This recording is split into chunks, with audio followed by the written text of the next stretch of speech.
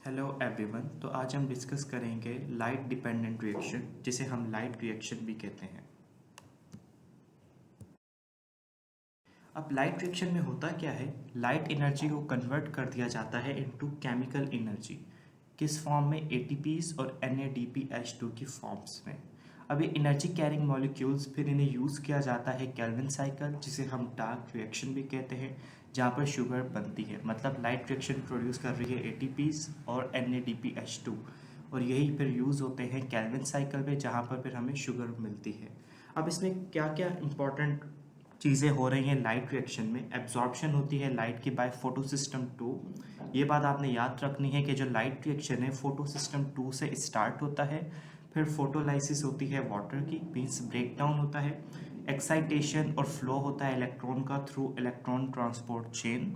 इसके बाद केमी ऑस्मोटिक सिंथेसिस होती है एटीपी की, और रिडक्शन होती है NADP की टू NADPH2। तो ये मेन इवेंट्स हैं जो कि लाइट रिएक्शन में हो रहे हैं, इन्हें हम वन बाय वन डिस्कस करेंगे। लाइट रिएक्शन देखते हैं होते कैसे है। तो लाइट रिएक्शन सबसे पहली बात है थाइलाकॉइड मेम्ब्रेन्स में हो रहा है, ठीक है। ये थाइलाकॉइड मेम्ब्रेन है, इसके आउटसाइड प्रेजेंट होगा स्ट्रोमा, जबकि इनसाइड प्रेजेंट होगी थाइलाकॉइड ल्यूमेन, या जिसे हम थाइलाकॉइड स्पेस कहते हैं। अब थाइलाकॉइड मेम्ब्रेन में कुछ कॉम्प्लेक्सेस प्रेजेंट होते हैं जो कि पार्ट है इलेक्ट्रॉन ट्रांसपोर्ट चेन की, जैसे photosystem 2, cytochrome BF complex, photosystem 1 and ATPase synthase complex. और कुछ इलेक्ट्रॉन मोबाइल कैरियर्स हैं which is primary electron acceptor, जो कि फोटोसिस्टम 2 का है pheophytin, plastoquinone, plastocyanin and ferredoxin. अब जब लाइट एनर्जी स्ट्राइक करती है फोटोसिस्टम 2 पर, तो इसके इलेक्ट्रॉन एक्साइट होते हैं और प्राइमरी इलेक्ट्रॉन एक्सेप्टर तक चले जाते हैं, जो कि है फियोफाइटिन, वहाँ से प्लास्टोक्विनोन तक, वहाँ से साइटोक्रोम कॉम्प्लेक्स तक, और फिर प्लास्टोसियानिन, फिर फोटोसिस्टम 1, वहाँ से फेरेट ऑक्सिन, और फिर NADP रिड्यूस हो जाता है इनटू NADPH। इलेक्ट्रॉन्स इसे दिए हैं फेरेट ऑक्सिन ने, और हाइड्रोजन इसने एक्सेप्ट किए हैं फ्रॉम स्ट्रोमा। तो इस तरह से रिडक्शन हो रही है NADPH2 की, ठीक है। NADPH2 बन रहे हैं। अब यहाँ पर फोटो सिस्टम 2 की ऑक्सीडेशन हुई थी, इसके इलेक्ट्रॉन्स यहाँ से ट्रांसफ़र हो गए हैं NADPH2 तक। तो जो इसके इलेक्ट्रॉन्स को कौन रिप्लेस करता है? इलेक्ट्रॉन्स जो कि हमें मिलते हैं by the splitting of water.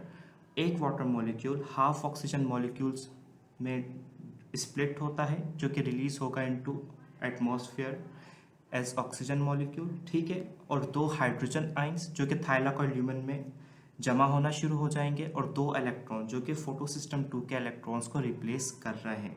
इसी तरह से एक वाटर मॉलिक्यूल की वजह से दो हाइड्रोजन आयन एक्यूमुलेट हुए हैं इन द थाइलाकॉइड ल्यूमेन। और इसके अलावा साइटोक्रोम BF कॉम्प्लेक्स भी हाइड्रोजन पंप के तौर पर काम करता है। स्ट्रोमा से ये हाइड्रोजन आयन को पंप करता है इनटू द थाइलाकॉइड ल्यूमेन। तो इसी वजह से थाइलाकॉइड ल्यूमेन में एक इलेक्ट्रोकेमिकल ग्रेडियंट प्रोड्यूस होना शुरू हो जाता है। थाइलाकॉइड ल्यूमेन में हाइड्रोजन आयन की कंसंट्रेशन ज़्यादा है और स्ट्रोमा में कम है।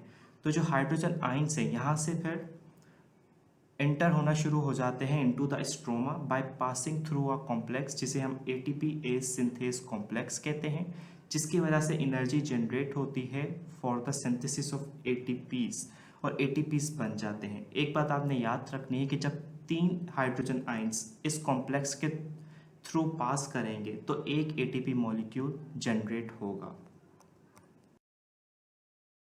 अब हम ये देखते हैं पूरा लाइट रिएक्शन कि लाइट कैसे स्ट्राइक कर रही है फोटोसिस्टम 2 पर।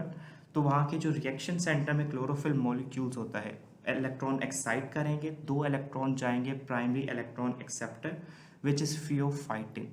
आप ये देख सकते हैं ये एरो शो कर रहा है low energy to the high energy. तो इलेक्ट्रॉन एक्साइट हो गए हैं, एनर्जाइज हो गए हैं, फियोफाइटिन पर जाते हैं। इसके बाद प्लास्टोक्विनोन में आते हैं, उससे ट्रांसफ़र होते हैं साइटोक्रोम कॉम्प्लेक्स, वहाँ से ये ट्रांसफ़र हो रहे हैं प्लास्टोसियानिन, और फिर उसके बाद ये फोटोसिस्टम 1 तक पहुँच जाते हैं। फिर फोटोसिस्टम 1 खुद लाइट एनर्जी को एब्जॉर्ब करता है, और दोबारा यहाँ इलेक्ट्रॉन्स की एक्साइटेशन होती है। तो ये हाई एनर्जी लेवल तक पहुँच जाएंगे, फिर वहाँ इन्हें एक्सेप्ट कर लिया जाता है बाय फेरेट ऑक्सिन, और फिर फेरेट ऑक्सिन से NADP रिड्यूस हो जाता है इनटू NADPH। तो ये पूरा लाइट रिएक्शन है जो कि आपने याद रखना है। आप इन पिक्चर्स को जहन में रख लें तो आपको आसानी रहेगी। अब हम देखते हैं इलेक्ट्रॉन ट्रांसपोर्ट चेन की थ्योरी को कि किस तरह से फोटो सिस्टम 2 एब्जॉर्ब करता है लाइट। इसके 2 इलेक्ट्रॉन एक्साइट हो रहे हैं और एक्साइटेशन की वजह से ये ट्रांसफर हो जाते हैं to primary electron acceptor which is pheophytin. ये बहुत ही इंपॉर्टेंट BCQ पॉइंट है, आपसे पूछा जा सकता है कि which of the following is the primary electron acceptor of photo system 2। So this is pheophytin. Pheophytin से इलेक्ट्रॉन ट्रांसपोर्ट होते हैं टू द प्लास्टोक्विनोन। तो अब फोटो सिस्टम 2 है, इसने अपने 2 इलेक्ट्रॉन्स लूज किए हैं, इसकी ऑक्सीडेशन हो गई है, तो इसी वजह से फोटोलाइसिस होती है वाटर की। वाटर मॉलिक्यूल का ब्रेक डाउन हो जाता है into 2 hydrogen ions, 2 electron and half oxygen molecule. 2 hydrogen ions हैं वो थाइलाकॉइड की स्पेस में एक्यूमुलेट होंगे, जबकि 2 इलेक्ट्रॉन्स ये रिप्लेस कर देंगे फोटो सिस्टम 2 के इलेक्ट्रॉन्स पर, और एक हाफ ऑक्सीजन मॉलिक्यूल ये रिलीज हो जाएगा एज बाय प्रोडक्ट। अब आपने ये बात याद रखनी है कि जो वाटर स्प्लिटिंग कॉम्प्लेक्स वो वाटर की ब्रेक डाउन करवाता है, और it consist of a manganese cluster, Z complex और एक एसोसिएटेड प्रोटीन। ये बहुत इंपॉर्टेंट बात है कि वाटर स्प्लिटिंग कॉम्प्लेक्स प्रेजेंट होता है which consist of a manganese cluster, Z complex और एक एसोसिएटेड प्रोटीन। और ये कहाँ प्रेजेंट होता है? Luminal side of the thylakoid membrane, मतलब जो ल्यूमिन की तरफ होती है मेम्ब्रेन उधर प्रेजेंट होता है, और ये वाटर के ब्रेक डाउन करवा देता है, जिसकी वजह से इलेक्ट्रॉन रिप्लेस करते हैं फोटो सिस्टम 2 के इलेक्ट्रॉन्स को। प्लास्टोक्विनोन ने एक्सेप्ट किए 2 electron from pheophytin which is the primary electron acceptor. इसने उधर से 2 इलेक्ट्रॉन एक्सेप्ट किए और 2 हाइड्रोजन फ्रॉम स्ट्रोमा। अभी 2 इलेक्ट्रॉन इसे ट्रांसफ़र कर देगा towards the cytochrome BF complex, और 2 हाइड्रोजन आइंस जो इसने स्ट्रोमा से एक्सेप्ट किए थे इन्हें रिलीज कर देगा इन द ल्यूमेन। तो ये रेट लिमिटिंग स्टेप होता है इलेक्ट्रॉन ट्रांसपोर्ट चेन का, जो कि बहुत ही इंपॉर्टेंट पॉइंट है। रेट लिमिटिंग स्टेप का मतलब क्या है कि ये स्टेप पूरे इलेक्ट्रॉन ट्रांसपोर्ट चेन को डिटरमाइन करेगा। ये रेट लिमिटिंग स्टेप का हाई एक्टिवेशन एनर्जी होती है, तो हाई एक्टिवेशन एनर्जी है, तो इसी वजह से ये स्लोएस्ट स्टेप होता है किसी भी रिएक्शन में, और इस पर पूरा ओवरऑल रिएक्शन डिपेंड कर रहा होता है, पूरी चेन डिपेंड कर रही होती है इस स्टेप पर। कौन सा स्टेप है कि प्लास्टोक्विनोन 2 इलेक्ट्रॉन को ट्रांसफर कर रहा है साइटोक्रोम BF कॉम्प्लेक्स से, और 2 हाइड्रोजन आइंस ये स्ट्रोमा से ट्रांसफर कर रहा है टुवर्ड्स द ल्यूमेन। तो this is the rate limiting step. अब साइटोक्रोम BF कॉम्प्लेक्स प्लास्टोसियानिन तक ट्रांसफर करेगा इलेक्ट्रॉन्स को, और प्लास्टोसियानिन से इलेक्ट्रॉन ट्रांसफर होंगे फोटो सिस्टम 1 तक। फिर इसके बाद फोटो सिस्टम 1 एब्जॉर्ब करता है लाइट को, इसके इलेक्ट्रॉन एक्साइट होंगे और फेरिक ऑक्सिन तक जाएंगे, जो कि एक आयरन कंटेनिंग प्रोटीन है। फेरिक ऑक्सिन से एक एंजाइम होता है विच इज़ NADP रिडक्टेज, ये इलेक्ट्रॉन को ट्रांसफ़र कर देता है फेरिक ऑक्सिन से NADP पर, और NADP इलेक्ट्रॉन से और हाइड्रोजन से कंबाइन होकर NADPH2 बनाता है। अब ये बात याद रखनी है, इलेक्ट्रॉन्स कहाँ से आए हैं? फेरिक ऑक्सिन से, जबकि 2 हाइड्रोजन आइंस कहाँ से आए हैं? स्ट्रोमा से। तो ये बात आपने याद रखनी है, और इस एंजाइम का नाम बहुत ज़्यादा इंपॉर्टेंट है, अक्सर BCQs में पूछा जाता है कि NADP को रिड्यूस कौन करता है? NADP रिडक्टेज एंजाइम का नाम है, जो कि फेरिक ऑक्सिन से इलेक्ट्रॉन्स लेता है और हाइड्रोजन लेता है फ्रॉम स्ट्रोमा और रिड्यूस कर देता है NADP को इनटू NADPH। अब NADPH बन चुके हैं, इसमें हाई एनर्जी स्टोर होती है और रिड्यूसिंग पावर होती है, जिसकी मदद से सिंथेसिस होती है शुगर की ड्यूरिंग द डार्क रिएक्शन। तो ये आपने बात याद रखनी है कि हमारे NADPH2 बन चुके हैं। अब हम देखेंगे ATPs किस तरह से बन रहे हैं लाइट रिएक्शन में। अब हमने देखा किस तरह से रिडक्शन हो रही है NADP की इनटू NADPH2। इलेक्ट्रॉन ट्रांसफ़र हो रहे हैं through the electron transport chain, और NADP रिड्यूस हो जाता है इनटू NADPH2। अब हम देखते हैं कि किस तरह से ATPs बन रहे हैं लाइट रिएक्शन में। इस प्रोसेस को हम फोटो फॉस्फोरिलेशन कह रहे हैं, क्योंकि फोटोन एनर्जी प्रोवाइड कर रहे हैं for the synthesis of ATPs। और 2 तरह की फोटो फॉस्फोरिलेशन होती है लाइट रिएक्शन में, एक है नॉन साइक्लिक और एक होती है साइक्लिक। पहले हम नॉन साइक्लिक को डिस्कस करते हैं। अब आपने देखा था कि बेसिक स्ट्रक्चर स्ट्रोमा होता है, थाइलाकॉइड मेम्ब्रेन, और थाइलाकॉइड मेम्ब्रेन के अंदर जो स्पेस है उसे हम थाइलाकॉइड ल्यूमेन कह रहे हैं। अब जो थाइलाकॉइड ल्यूमेन है, यहाँ पर हाइड्रोजन आयन की कंसंट्रेशन इंक्रीज होती है जैसे जैसे लाइट रिएक्शन स्टार्ट होता है। पहला रीज़न इसका क्या है कि वाटर स्प्लिट हो रहा है, पानी के स्प्लिट होने की वजह से दो हाइड्रोजन आयन रिलीज हो रहे हैं इनटू द थाइलाकॉइड ल्यूमेन। और दूसरी वजह क्या है कि जब साइटोक्रोम एक्सेप्ट करता है प्लास्टोक्विनोन से दो इलेक्ट्रॉन और उसे ट्रांसफर करता है प्लास्टोसियानिन तक, तो जो साइटोक्रोम बीएफ कॉम्प्लेक्स है ये स्टिमुलेट हो जाता है और स्ट्रोमा से हाइड्रोजन आयन को ट्रांसफर करता है टुवर्ड्स द थाइलाकॉइड ल्यूमेन। तो इसी वजह से हाइड्रोजन आयंस की कंसंट्रेशन थाइलाकॉइड ल्यूमेन में इंक्रीज हो रही है। पहला रीज़न क्या था कि जो वाटर की स्प्लिटिंग से यहाँ हाइड्रोजन आयंस एक्यूमुलेट हो रहे हैं, तो थाइलाकॉइड स्पेस को हम हाइड्रोजन आयंस रिजर्वायर कहते हैं। और दूसरा रीज़न क्या है कि जो साइटोक्रोम बीएफ कॉम्प्लेक्स है ना कि इलेक्ट्रॉन कैरियर के तौर पर एक्ट करता है बल्कि हाइड्रोजन पंप भी करता है। हाइड्रोजन पंप कब करता है? जब ये इलेक्ट्रॉन फ्लो के दौरान, जब ये प्लास्टोक्विनोन से इलेक्ट्रॉन एक्सेप्ट कर रहा है और उसे ट्रांसफर कर रहा है प्लास्टोसियानिन तक, तो एक electrochemical gradient throughout the thylakoid membrane develop हो चुका है। Inside the thylakoid lumen high concentration है हाइड्रोजन आयंस की और जबकि स्ट्रोमा में लो कंसंट्रेशन है हाइड्रोजन आयंस की। तो ये जो hydrogen ions inside the thylakoid lumen present होते हैं, ये फ्लो करना शुरू हो जाते हैं outside the thylakoid membrane, enter होना शुरू हो जाते हैं into the stroma by a complex जिसे हम कहते हैं एटीपी सिंथेस कॉम्प्लेक्स। और जब तीन हाइड्रोजन आयंस इस एटीपी सिंथेस कॉम्प्लेक्स के थ्रू इंटर होते हैं इनटू द स्ट्रोमा, तो इतनी एनर्जी हमें मिल जाती है कि एटीपी प्लस फॉस्फेट कंबाइन हो सकें और एक एटीपी बन जाता है। तो ये बात आपने याद रखनी है कि जो हाइड्रोजन की concentration inside the thylakoid membrane increase हो रही है दो रीज़न की वजह से। एक है वाटर की स्प्लिटिंग और दूसरा है साइटोक्रोम बीएफ कॉम्प्लेक्स जो कि हाइड्रोजन को स्ट्रोमा से लेकर इंटर करवा रहा है थाइलाकॉइड ल्यूमेन में। और फिर यही hydrogen ions electrochemical gradient produce कर रहे हैं, डेवलप कर रहे हैं और एटीपी सिंथेस के थ्रू एंटर हो जाते हैं इनटू द स्ट्रोमा।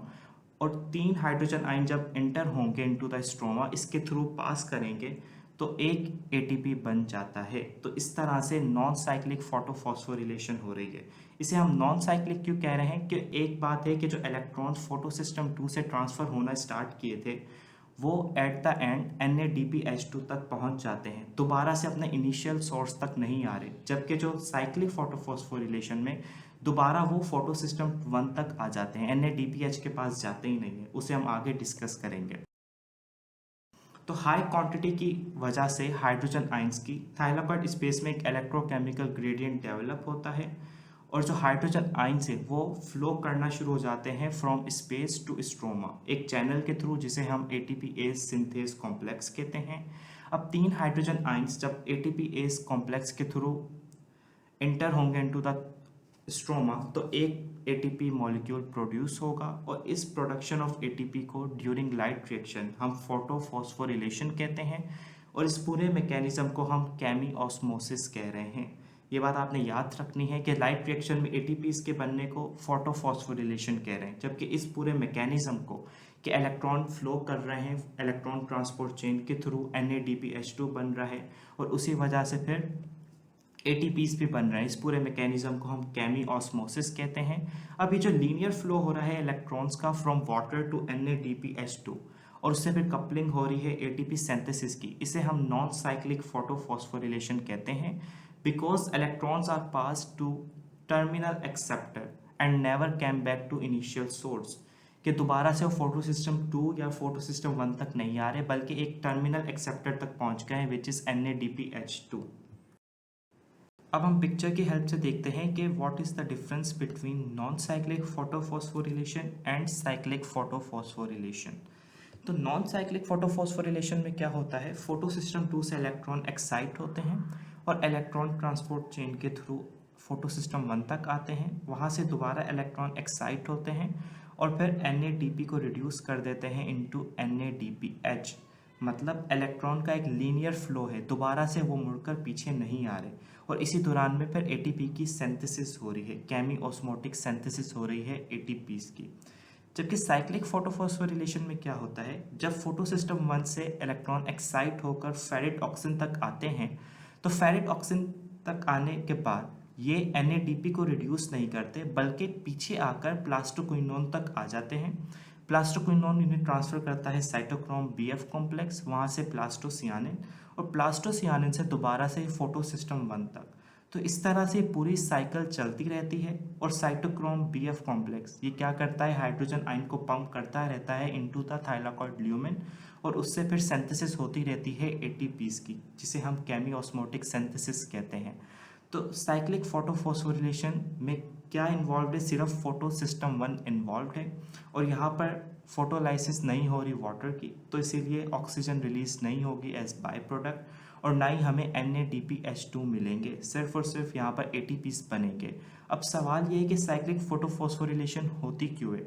जब सेल में NADPH2 ज़्यादा हो जाए और ATPs की कमी हो जाए तो सेल स्विच कर लेता है नॉन साइक्लिक फोटोफॉस्फोरिलेशन से टूवर्ड्स द साइक्लिक फोटोफॉस्फोरिलेशन, ताकि ATPs हमें मिले, और NADP पहले ही बहुत ज़्यादा है सेल में, तो उनकी हमें ज़रूरत नहीं है, हमें सिर्फ ATPs चाहिए। तो सेल स्विच कर लेता है from non cyclic photophosphorylation to cyclic photophosphorylation.